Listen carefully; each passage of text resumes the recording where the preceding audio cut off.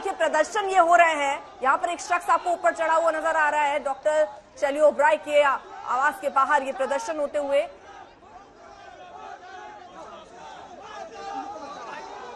राम किनकर हमारे साथ हमारे सहयोगी इस वक्त जुड़ चुके हैं। राम किनकर, ये प्रदर्शन कहां पर हो रहा है और क्यों? तस्वीरों में देख सकते हैं कि किस तरह से यहाँ पर जगे हुए हैं और अपने औकात पर देखिए पुलिस ने उन्हें अब यहाँ पे एक माइनर स्कफल आपको साफ तौर पर दिखाई देगा। दरअसल जो छात्रों ने इस सोसाइटी के गेट पर जो है काली पोतने की कोशिश की, उन्हें वहां से हटाने का काम चल रहा है। अब पुलिस आप देख सकते हैं कि हल्का बल प्रयोग भी करने जा रही है ताकि ये स्टूडेंट्स यहाँ से हट जाएं। और साफ तौर पर आप देखेंगे कि कोई गेट पर चढ़ रहा है और अपने तरीके से अब पुलिस के साथ आप देख सकते हैं कि यहाँ पर किस तरह से स्कफल हो रहा है।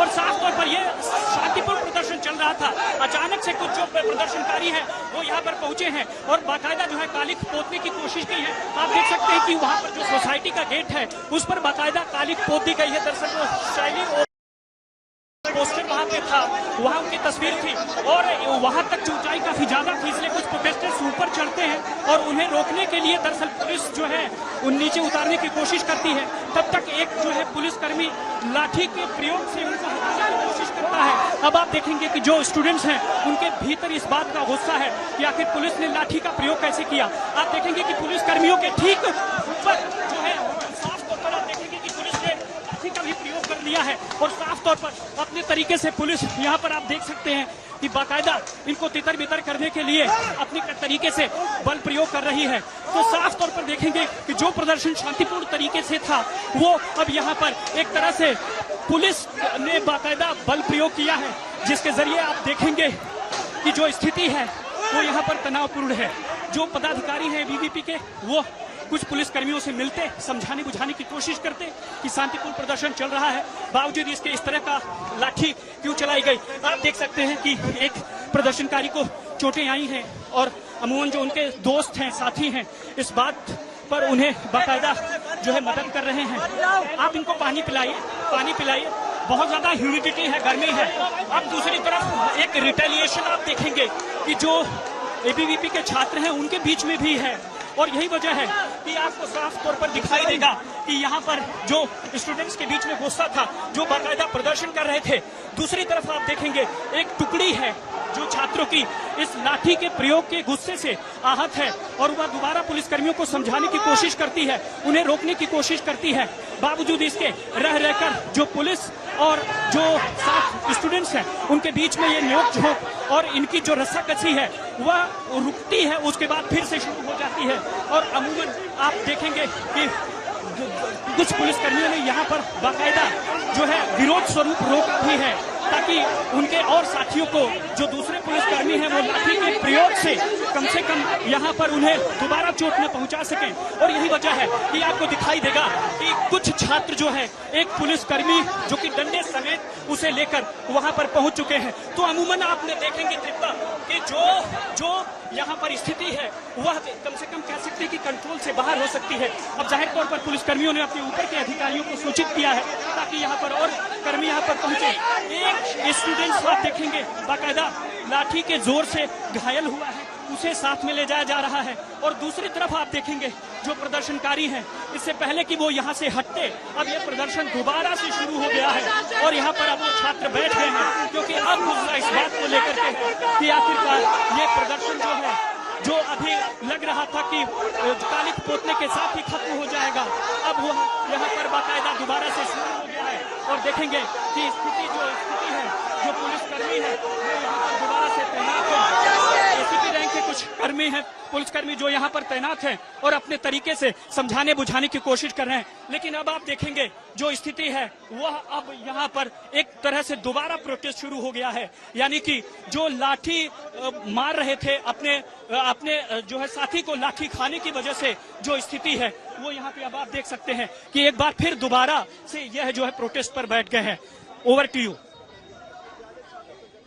तो ये फिलहाल तस्वीरें भी हम देख रहे हैं किस तरह दिल्ली की मेयर शैली ओब्राय के घर के बाहर ये प्रदर्शन हो रहा है। वहां उनकी तस्वीर पर कालिक पोती गई और वहां से अब इस जमावड़े को हटाने की कोशिश पुलिस की ओर बैरिकेड भी किए गए हैं। वहां पर आप तस्वीरों में देख रहे हैं काफी स्थिति ऐसी है कि बच्चे बेहद गुस्से में 3 छात्रों की मौत हो जाती है और बार बार सवाल कौन जिम्मेदार। लेकिन ये छात्र जो दूर दूर से देश के कोने कोने से दिल्ली यानी देश की राजधानी में पढ़ाई करने आते हैं, और आप कितनी अजीब बात है कि देश की राजधानी में पानी में बेसमेंट में पानी भर जाता है 12 फुट, और उसमें डूबने से 3 बच्चों की मौत हो जाती है। देश की राजधानी का हाल है और इसीलिए बच्चे ये परेशान हैं, इसीलिए विरोध कर रहे हैं कि आखिरकार ये भविष्य चमकाने के लिए आए, लेकिन यहाँ भविष्य ही अधिकारी खड़े इनके सामने कह रहा हूँ, हमारे ऊपर लाठीचार्ज करा है।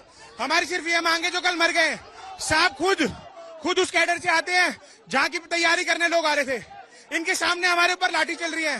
इनकी इतनी हिम्मत नहीं है कोचिंग माफिया को पकड़ पाए, इनकी किसी की हिम्मत नहीं है।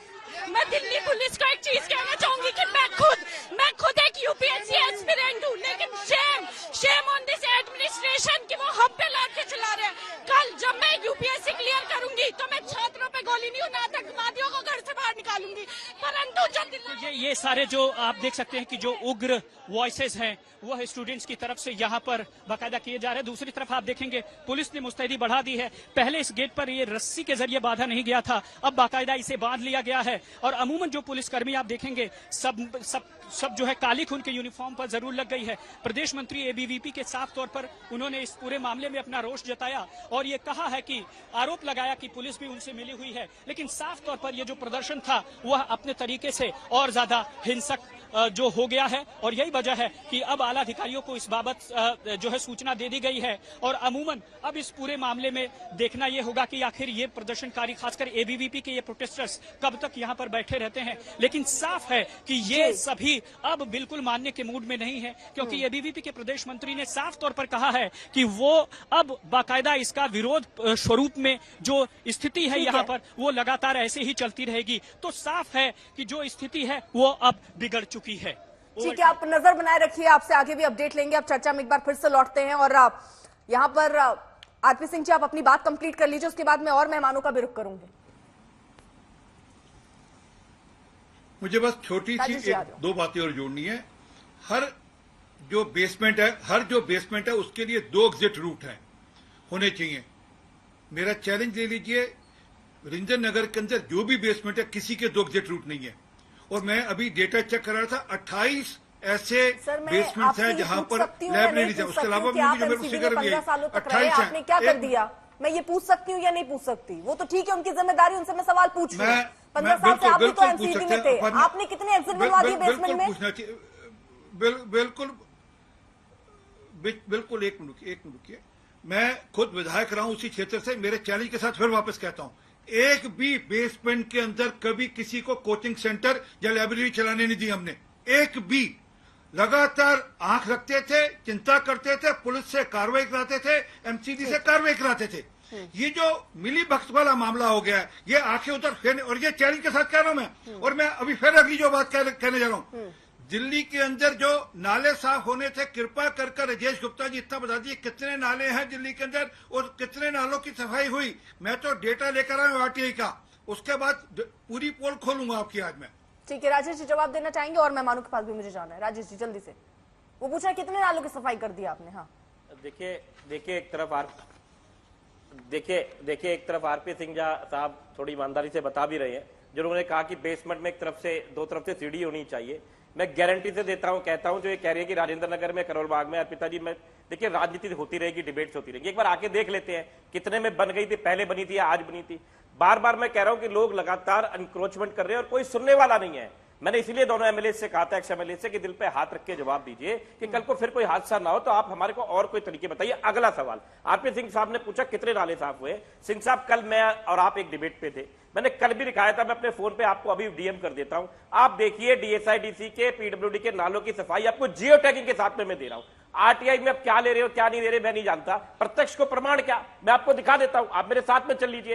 लेकिन प्रत्यक्ष को प्रमाण क्या, इसीलिए मैं कह रही हूँ जहां पर ये हादसा, ये घटना हुई है वहां पर सर आप समझ रहे हैं 1 घंटे की बारिश में 12 फुट पानी भर जाता है और आप ये क्लेम कर रहे हैं कि हमने कितना काम किया। अगर काम किया होता तो क्या ये स्थिति होती? आ रही हूँ आरपी सिंह जी, प्लीज। अर्पिता जी, एक बार, अर्पिता जी 5 सेकंड 5 सेकंड। मेरा ये कहना है, जितनी मेरी जानकारी है, आरपी सिंह साहब भी ठीक कर सकते हैं, कि वो जब दरवाजा खोला तो पानी एकदम से इतना अंदर आ गया। अब आप सोचिए कि एकदम से पानी नाले के अंदर कितना था कि एकदम से अंदर आ गया। ऐसा तो था नहीं कि पानी पहले से वहां पे था। तो वहां पर जब चली उसकी परमिशन, जो आरपी सिंह साहब ने कहा कि परमिशन कोचिंग सेंटर की नहीं होनी चाहिए, परमिशन कोचिंग सेंटर की कभी थी नहीं सिंह साहब, स्टोरेज की है। अब कोई स्टोरेज की परमिशन लेकर उसमें कोचिंग सेंटर चला देता है। अब बताइए, अब उसको एक एक घर को कवर करने के लिए जिन्होंने गलत करा है उसके खिलाफ कार्रवाई करेंगे ना। अब आप ये कह रहे हैं सिंह साहब कि जा के देखना था, आपने कहा मैंने चिट्ठियां लिखी, मैंने बारिश में बताइए आपने कितनी न चिट्ठियां सिर्फ लिखी? सड़क पर, एक सेकेंड आरपी सिंह कितने जी, नाले न हैं सिर्फ दिल्ली के सड़क अंदर पर, विजय जी? कितने नाले हैं, आरपी सिंह कितने नाले जी, साफ किया आपने सर? आरपी सिंह जी रुक जाइए, मूल बात बता दीजिए। ठीक। राजेश जी, वो अब सवाल ही नहीं बचा, आरपी सिंह साहब, वो मैं बार आप बार पूछ कह रहा हूं। देंगे नाले, वो सुनिए। बता देंगे हमने इतना काम कर लिया।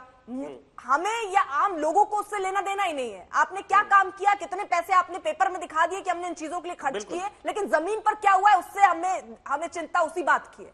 बेसमेंट में 12 फीट पानी भर जाता है राजेश जी, सड़क पर की बात नहीं हो रही है। अगर नाले साफ किए होते तो क्या ये स्थिति होती? आप ये मान सकते हैं कि 1 घंटे में सड़क के ऊपर इतना पानी भर जाए, उसके बाद बेसमेंट में भी पानी चला जाए और 12 फीट पानी भर जाए और 3 बच्चों की मौत हो जाए, वो भी देश की राजधानी दिल्ली में? मान सकते हैं आप? ये आपने सब काम किया, नाला बढ़िया से साफ हो गया, फिर ये हो सकता है क्या? जस्टिफाई नहीं कर रहा, नहीं, मैं नहीं हो करूंगा सकता है या नहीं हो सकता? सर मुझे आप ये बताइए ना, पिताजी, प्रत्यक्ष और प्रमाण मैं- क्या? आपने ये बोला ना, तो मैं जरा ये प्रत्यक्ष और प्रमाण समझना चाह रही हूँ सर। हाँ।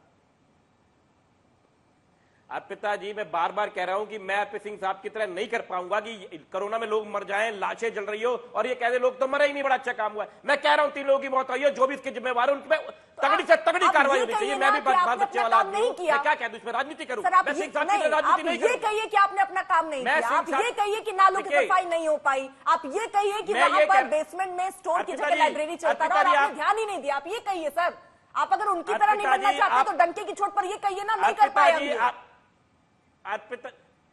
मैं डंके की चोट पे एक बात कह रहा हूं जो मैं देखिए, आप जानती हैं कि अधिकारी कैसे काम कर रहे हैं, जानते हैं। चीफ सेक्रेटरी को बार बार बोलने के बाद में आज मंत्री सौरभ भारद्वाज ने एक वीडियो भी जारी करी है, बार बार कहने के बावजूद भी कि नालों की हमें जांच नहीं देते हैं। जब मैं कहना नहीं चाहता, आप कुछ कर ही नहीं सकते में सर, काम तो करते हैं, सरकार में आप रहने का जानते हैं क्या कि मतलब, मुझे ये भी नहीं समझ में आ रहा। ठीक है, मैं चर्चा में और मेहमानों को भी जोड़ूं, समझ रहे सर, आपके बस में कुछ है ही नहीं। आप ये कह रहे हैं कि सब अधिकारी कैसे काम करते हैं आप जानती हैं, तो सरकार आप चला रहे हैं सर, कैसे सरकार चला रहे हैं? आप अधिकारियों पर डाल रहे हैं। ठीक है, हरिशंकर गुप्ता जी, एक आपसे भी रिएक्शन और जगदीश जी और उसके बाद निपुण जी आ रही हूं मैं। इसके लिए किसको फांसी दी जाए, आप बताइए। सर जिनकी मौत होनी थी वो वैसे ही झूल गए, अब रहने दीजिए सर। अर्पिता जी, क्या सवाल पूछा आपने मुझसे? हरिशंकर जी वो ये कह रहे हैं कि अधिकारी कैसे काम करते हैं, वो काम ही नहीं कर पा रहे। सरकार में ऐसा सरकार क्या काम करना चाहिए, कितना काम करना चाहिए, वो तो बहुत कर रहे हैं, फिर भी यहाँ ऐसी घटनाएं हो जा रही हैं। तो अब वो पूछ रहे किसको फांसी में चढ़ा दें? मैंने देखिए, एक बात मैं साफ कह दूं आपको, अभी 2 साल से वह एमसीडी के अंदर आपकी सरकार है, 15 साल बीजेपी की सरकार थी। आरपी सिंह जी का तो स्टाइल ही यही है बात करने का, छाती ठोक के चैलेंज करके हर बात को करते हैं। जैसे कि इन्होंने जो है, इनकी बात का पता नहीं राम लकीर है कि वो जो खींच दिया उसके ऊपर आगे पीछे चलते नहीं है। भाई, नाले के बिल्कुल बगल में इतना खोद के वो बेसमेंट बना हुआ है, नाले की दीवार के साथ में, नाले के प्रेशर से दीवार फटी है और बेसमेंट के अंदर पानी गया है। ये तो एमसीडी के लोगों को, चाहे वो बिल्डिंग अगर आज बननी शुरू हुई है तो 3 साल में बनेगी, 2 साल में एमसीडी की सरकार, उसके पहले तो वहां बीजेपी की सरकार थी। अगर अधिकारियों ने उसको पास किया है, अनदेखा किया है, तो उन अधिकारियों को गिरफ्तार क्यों नहीं करते अब तक? आप बिल्डिंग के मालिक को गिरफ्तार कर दिया, कोऑर्डिनेटर को गिरफ्तार कर लिया, अफसरों को गिरफ्तार क्यों नहीं करते? जिस समय जिनके चार्ज में वो एरिया था, उस समय 4 साल पहले बिल्डिंग बननी शुरू हुई होगी, आज तो बिल्डिंग एक दिन में तो बन नहीं जाती है। तो प्रशासन और मालिक उस बिल्डिंग का दोनों जिम्मेदार हैं। ठीक है सर। नालों की सफाई तो ना आज हुई है, आज किसने किया है, ना 10 साल पहले किसने करता था कोई। हर साल बीजेपी के राज में भी यही कहानी होती थी, यही रोना होता था कि नालों की सफाई नहीं हुई है। और आरपी सिंह की छाती ठोक कर कह रहे हैं कि मैं चैलेंज करता हूं।